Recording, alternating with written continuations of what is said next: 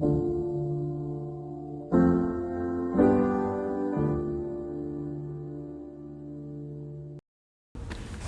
it's recording. All right. Well, hello everyone. Welcome to another episode of the Compelling Conversations podcast. This is the second in-person one. So, Maaz, thanks so much for being here. No problem, sir. Yeah. Maaz, we've had plenty of interesting conversations. Definitely, for sure. And today we've been talking about all kinds of things, but something you said to me not too long ago, which kind of touched my soul a little, was if you like something, you shouldn't stop it. Mm-hmm. What did you mean by that? So, I mean, pretty much, like, if you like something you want to do, I mean, if it's something that brings you peace, something that brings you joy, something like you're doing passionately, I feel like you shouldn't stop it. Because, like, you enjoy doing that over and over again. And, I mean, that pretty much comes about, like, you making your podcast. Like, I feel like if it's something that kind of drives you to making one, and then you keep on making more and more, you're not doing it for, like, the fame or anything. You're just doing it because you want to have interesting conversations, and you probably want to keep on expanding over it. That's pretty much my meaning behind that was. What it makes me think of is the idea of destiny and why it's so important for an individual person to live their destiny. Mm-hmm. Because I think when you have an interest or a passion or a desire to do something, you're living hand in hand with your destiny. Mm-hmm. You're walking hand in hand with your destiny. Yep. But if you're not enjoying what you're doing or liking what you're doing, then you're like a threat to the world. Because now mm-hmm. you're not living with your destiny. Yeah. You're living in opposition to it. You're pretty much living somebody's life instead of living your own. But again, I feel like with destiny, anybody could write their own destiny. Because, like, destiny is not, like, permanently fixed. Well, why do you say that? Because, you know, a lot of people say those things. Oh, you're the captain of your own fate, your own soul. Mm-hmm. Master. What is that saying? Captain of my soul, master of my fate, something like that. Yeah. But anyways, I see the point to that, but I feel like ultimately it's you can make your choices. Mm-hmm.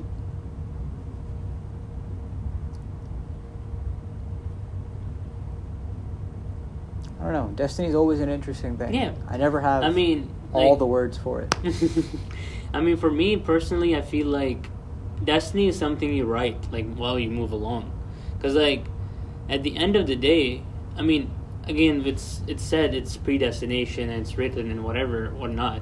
But, like, at the end of the day, you're still a logical human being. Like, you are the only species with a brain. Like, in animal group kingdom, if you look at it. Because we consider animals, right? So, like, you're the only one with a frontal lobe that gives you the ability to think, the ability to organize things.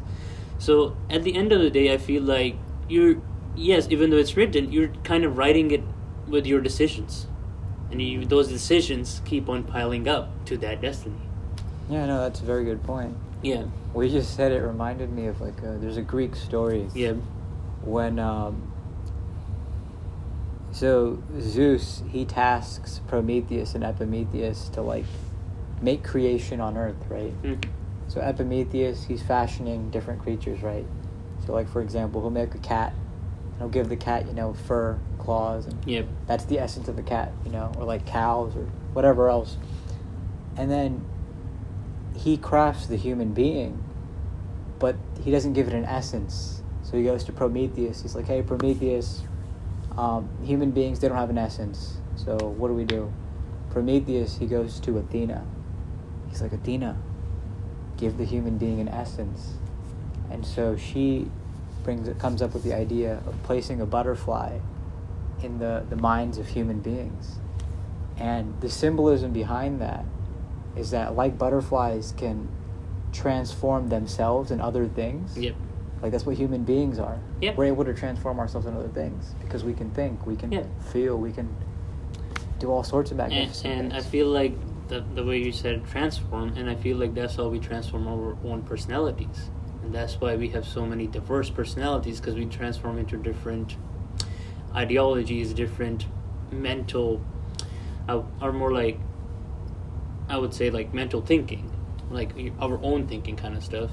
And we diversify ourselves or categorize ourselves with different ways of thinking and different ways of seeing things, because everybody is going to have a different perspective of what you think of something than the other person would.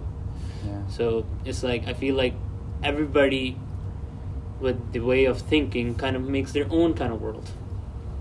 They certainly do. We are the heroes of our own stories, right? Exactly, because at the end of the day, you are pretty much the protagonist of your own story. Yeah. And you write your own story with that destiny. Yeah. It's a beautiful thing then, because I imagine the people that you love or like should also have the sort of perhaps emotional intelligence to see them as the heroes of their own stories too. Exactly. Yeah. And how that guides their choices in their lives. Exactly. Because at the end of the day, like, you feel like you are the protagonist of your story, but like for some other person's story, you're pretty much a character that's just playing a role that has nothing to affect in their story. Yeah. You're just like literally a character. An NPC. NPC, pretty much, in other words. Yeah. So I remember my friend Ash, we were just talking one time, and he goes, you know, there's people that you see every day but never interact with them. Yep. They're like literally NPCs. Yeah, pretty much. It's like you're playing a GTA game and you're just like walking around. While people are just like looking and not caring for what you're doing. Yeah. I mean, it's kind of like like your own simulation. You create your own simulation. Yeah. And it's like people you interact with become your something, or become a relationship to them. People you interact with become your something. That's a good point. Yep. And you give those relationships a name. Yeah, one of the ways that I've been perceiving things is that just about every person I meet, to varying degrees, a piece of them is with me. Oh, yeah. And I imagine a piece of me is with them somehow. And it is varying degrees, right, depending on who the person is, but I mean, I always carry that with me in my journey. And I feel like different people can impact you in a different way. Some people are probably have a higher portion of your heart, like their memories are stored in your heart at a higher portion than other people's probably memories will be. It just depends on how hard their talks or how hard those conversations hit you, like how deep were they, or just the person themselves. Exactly. Eh? Just there's the some person people themselves. where it's just them that just hits me, just them. Yeah. You know, or just pretty much not just something about them, or like just their stories that where they came from, or like what they had to go through to be here at a certain point in life, what you didn't have to go through, what I didn't have to go through. Yes. And I feel like those stories, actually, when you hear them and you like understand them, and it's just like, wow, we live in like a world that's like everybody has like their own perspective. They really do, and that leads me to think of another thing that we discussed one time in the architecture building, which is that seriousness does not necessarily equate to discipline. Do you mind expanding on that thought? So I feel like the more serious the person gets, seriousness is a good thing, but like I feel like it doesn't bring discipline, is because the fact like you can be serious, but you cannot be disciplined, because like a hot, angry man is just like walking around serious. I mean, nobody wants to interact with you. You feel very intimidating to other people. That doesn't really show them discipline. I mean, like you're trying to teach your own kids discipline. You wouldn't teach them by like angry, mad, or like with like a some kind of emotion that you feel like you shouldn't be given either. So I feel like when people mistake discipline and seriousness comes from a lot of from like what we see in movies, or like what we see in like martial arts kind of stuff. But then again, I have seen like there was like this jiu-jitsu place close to my house, and he's a professional martial artist, and he teaches kids, and he disciplines them, but with not yelling at them or like hitting them. He literally disciplines them by love and affection, and he shows them what's the beauty of martial arts, and not a person he wants to make them that those kids are not. And I feel like seriousness is like a threat to society, because like seriousness could lead you into blocking off relationships. And once, because I feel like every person needs those relationships, because those relationships make us who we are. Like your parents, your siblings, your relatives, your friends.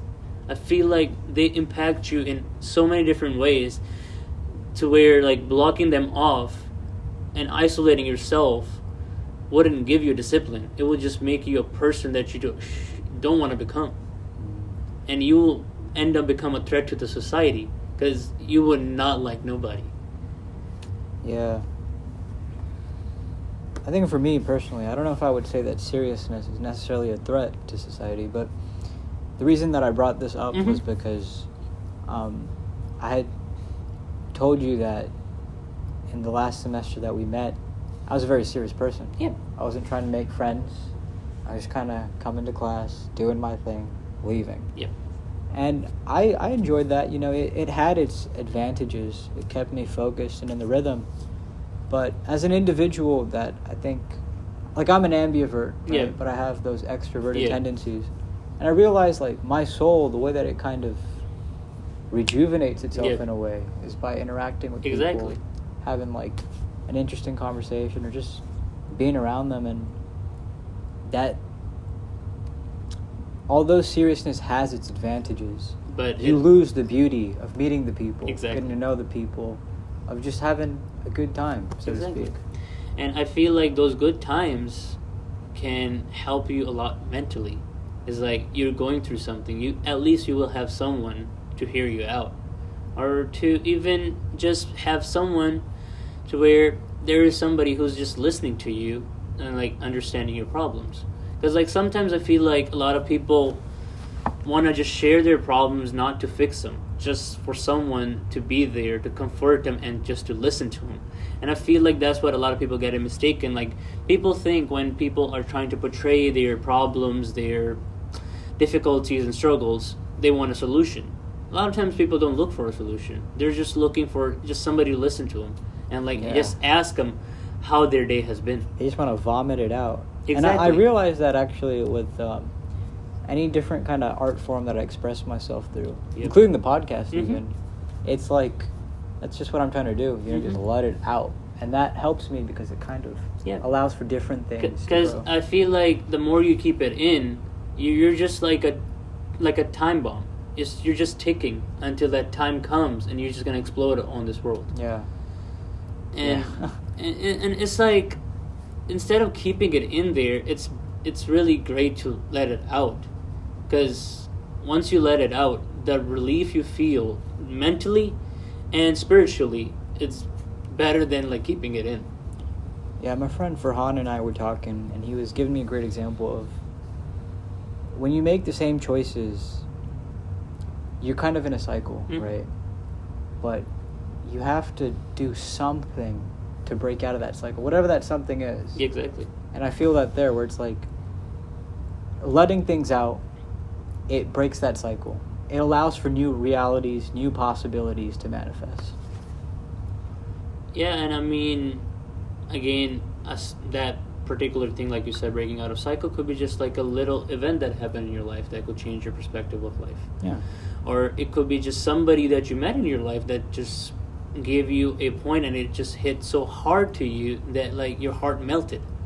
Yeah. And it was just like, wow, I just never thought of this world could be so beautiful. And I feel like as a Muslim that we are, is like we forget a lot of things. Is like, yes, I mean, we think of this world as a simulation, it's a prison for believers and all that. But then God also says that all these things that I've made in this world, all these people I've made in this world, they are there for you to enjoy. Enjoy the blessings that I've given you, because they are countless. God never said that you can't enjoy life. He just put morals and ethics to it and some rules. That's all he did. He never said to not enjoy life. And I feel like a lot of people with like our cultural and religious aspects, we end up confusing that. Yeah. People are like a hope to live for. Mm-hmm. When I there's a book called Journals by Kurt Cobain. It's like different journal collections of different entries he made, and he seemed so tired of the mundanity of life, but there's certain people that he met and they gave him that joy, that hope to live for. And it's like a very beautiful thing to read about or even just see. Like, people really do offer that new excitement, that thrill to live on, Mm-hmm. and to do new things. Yeah. Exactly, and I feel like any people you interact... I mean, of course, you're not going to interact with, like, always the right kind of people. You always have some kind of people that's always there to be looking for your downfall. And, I mean, as a person you are, or as a person anybody is, like, it's your really choice. If you want that one particular person to ruin your mentality of this world, or to actually just hear them and just, like, be like, it's all right. I am good and grateful for what I have in life. And this one person can't change the perspective that I have. Yes. And This is very interesting that you say this, because there's something about you that I admire. You of course, you Mhm. meet so many different people, but Yep. you still remain the way you are. Yep. You know, that's cool. And it's like, if you were going through something, I wouldn't be able to know. Mhm. Because you said you just don't express that. Exactly. Yeah. And I feel like, I feel like it's just my personality. That's the way I am. Cause Well, sorry, I don't mean to No, cut you off. I'm no, just no, curious, you're all where do you express it? What is your outlet for expression? so like where I would express it, like my expression or emotions. I mean, nobody really sees it. It's just me and myself, really, who actually see my Screaming emotion. in your pillow? No, I mean, I don't scream in my pillow. I just, like, Yeah. sit down and, like, just watch something and, like, just think about it. Yeah. Like, what's going on, like, mentally in my head. And I make sense of it. And I just always think, like, again, Allah is, like, the best planners of all. And I just let Him do whatever He has to do. And I don't stress about it too much because, like, don't overthink. Just believe in the process. Yeah. Because, like, at the end of the day, you can plan however your life wants to be, but, like, you're talking to the planners of the planners right now. He plans the best for you. That's out there. And, I mean, sometimes it feels like it's not the best because, like, it's not coming. And as a human being, I feel like we take everything for granted. And we want everything right at the certain moment, and then if we don't get it, we start blaming God for it, like we have such a miserable life. And we forget to end up realizing how inferior there are people from us. Like, we are still in a better shape than the people who are inferior than us. And we don't have to struggle every day for food. We don't have to struggle every day to find clean water, or find the accessibilities of a hospital, or find the accessibilities of education. And it's very hard touching to me, is like how this world, because everybody, I feel like nowadays, is just like about themselves. It's like people love to talk about themselves, but they don't seem to care enough for the other person or what they're going through. And like I told you a story before, is like I had this customer who came into my store, and I literally asked him how his day was. That dude was so grateful of the fact that somebody in his day just literally asked him how his day was. And that shows you how appreciative people are to the people who actually can care enough to ask for somebody's day. Because it can change not only the perspective of them, but also it can change their day completely because somebody cared enough to ask how their day was. You know, it really can. And it's things like that stick with you in your memory. Exactly. Like in January, I remember it wasn't really my day, Mm-hmm. but I went to Dutch Bros to get some coffee. Mm-hmm. I'm waiting in this long line, just, mindlessly. And then my turn comes up. I give the order. I'm waiting for the coffee to be made.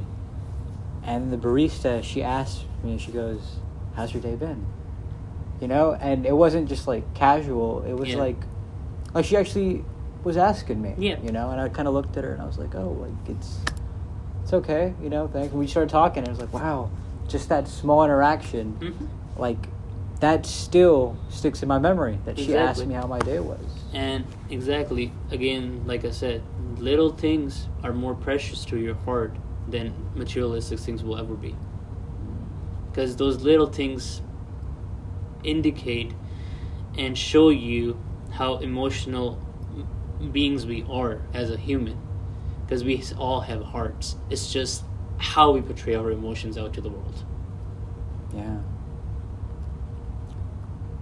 Why do you think people shy away from expressing their emotions?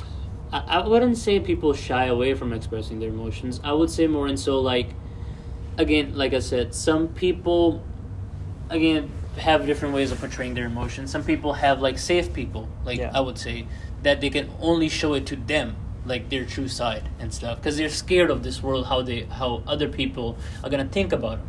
How other people are gonna see him. Yeah, like right now, like, oh man, do I look cool sitting in there? Exactly. and I mean, I feel like if we worry about, like, what other people are gonna think about us, and if we worry about, like, how we are gonna live our lives based on the so it happened. Don't worry, keep talking. So, like, we can like make our own perception of the world because of the fact that... Can't believe that happened again. Keep going. Yeah, I'm going. Yeah, I mean, it's like... But, like, the thing is that, like, if we start living our lives based on other people's views, are we even really living our lives at that point? Like, are we living a lie of a life? Because that's what I feel like that it is. Yeah. Because, like, if you are making this world that is turning into literally a burning pit hole day by day, to make your life into something that you don't want to be, or if make you a person that you are not, I feel like you need to work on yourself then. Because, like, I feel like you should be grateful of the fact of the people that are around you, like you, for me. Like you, I treat you like my brother. And like a lot of other friends, I treat them like my brothers. And I feel like people like you and other people that I have around me should have more impact on me as, like, in a better way, you know? Instead of, like, me thinking about this random interaction I had with this random person, of, like, having a different perspective of life and how they want to live their life. Again, I mean, everybody wants to live their life in their own way, and I'm completely all about it. You know? So it's like, don't let people come into your life, or don't let people's different actions or different speeches affect you in a way that shouldn't matter in your life. Like, yeah.